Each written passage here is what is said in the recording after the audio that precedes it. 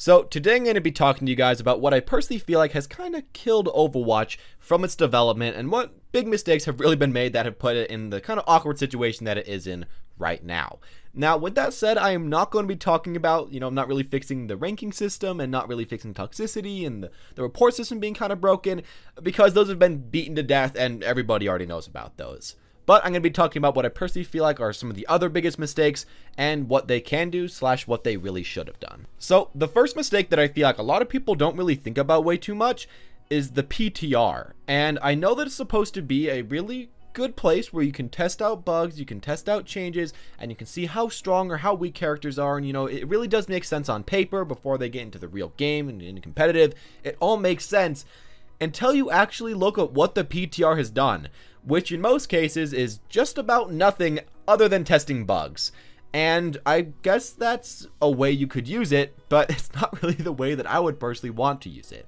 Now, of course, with getting different balance changes and everything, it is going to be hard to tell from, all different people's opinions in the PTR, but oftentimes it's quite obvious when something is too good or too weak, and you can pretty easily tell on the PTR if something's in that state. And even if you did buff it up maybe a little bit too much, you could hotfix it the second it comes out on live if that really was the case.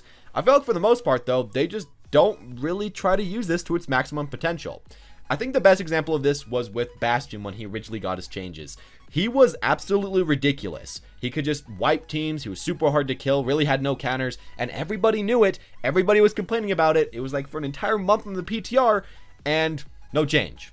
It stayed exactly as it was. Comes out into live, and everybody again realizes the same thing. He just demolishes ranked for a while, and then he gets nerfed a few patches later. I really don't understand why the PTR even exists other than to just test bugs. And especially with the way that they were kind of advertising it as a way to, balance characters, get community input, everything like that. It seems like that's really just not happened. And if they would have done that, I really feel like it could have fixed a lot more of the problems that we're going to see later on this list. So this is a point that I know have been brought up quite a bit, but I can't really comprehend why Blizzard keeps doing this.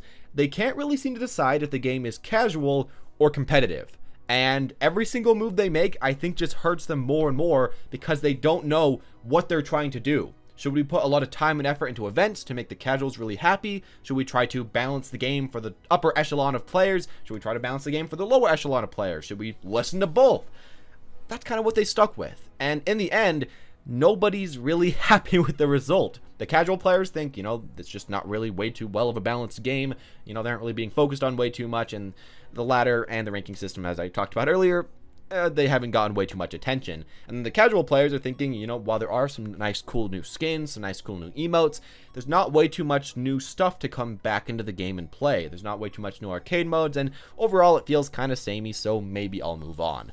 I feel like that's the problem. There's no real thing hooking either type of player, and that's going to really hurt the longevity of the game, especially with the fact that they don't even have something like esports right now that's trying to hook players. I know that it's coming up pretty soon, but it really should have been out by now.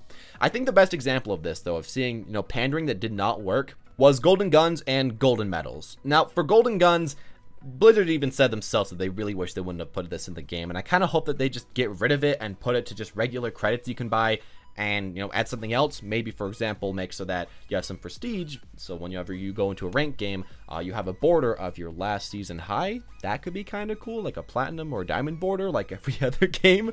Maybe do that.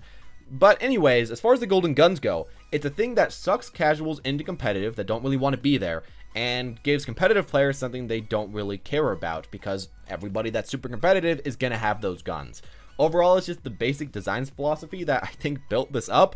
And especially, looking at something like gold medals as another example, it's something that's supposed to make a lot of people feel really good, as special casual players that just see that gold medal and they're feeling great. But in the end, doesn't really help them, and all it really does is make competitive a lot more toxic from people trying to show off their gold medals, or make competitive a lot less competitive because people think they're doing good when they're losing a lot of games in a row because they have gold medals. Both ways, though, again, I think there's just a lot of examples to see how pandering to both just has kind of hurt the game. And finally, this kind of connects to what I was saying earlier about PTR balance. I think the release of Sombra and Doomfist were really bad mistakes, especially when you compare it to the release of Ana. Now with Sombra, of course, we know the ARG, that was bad, whatever. Luckily, Doomfist didn't have that. But as far as balancing itself, I think these characters could have learned a lot from Ana, and it's kind of weird to see that they went down from the beginning. So when Ana was released, of course, she was in the PTR. Most people thought she was okay, maybe a little weak. Came out to live, and people, again, thought she was weak. She got some buffs, and then she was pretty good for a while, and then became really good for a while. After that, though, we got Sombra, who was on the PTR. Everybody thought she was really, really weak.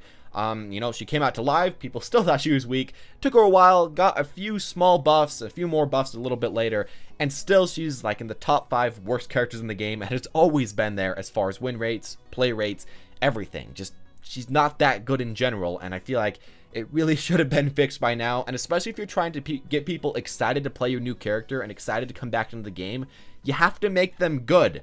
If they're not a character that a lot of people could play, or that's just generally pretty strong, why would people come back to play that? You know, they're going to try it, think it's pretty bad, and go on. And that's, again, what kind of happened to Doomfist. Now, with Doomfist on the PTR, I feel like that could be an example of maybe how the PTR can be bad in some cases, because people thought, you know, he's too strong, they nerfed him quite a bit, he went onto live, and he turned out to be really, really weak after the nerfs.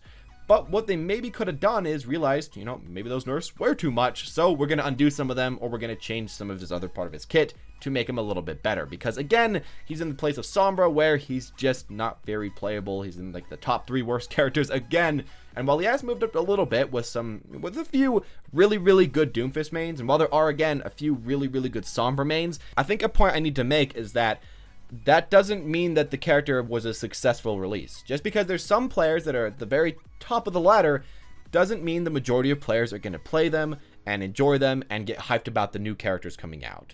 And that's just kind of how it went with those guys. I really feel like they should have put in more changes quicker, and especially with new characters that they feel really weak, buff them up, and even if you buff them a little bit too far, at least you got a lot of people back into the game, trying out the new hero, and then from there, you can nerf them back a little bit and try to, you know, stabilize them with everybody else.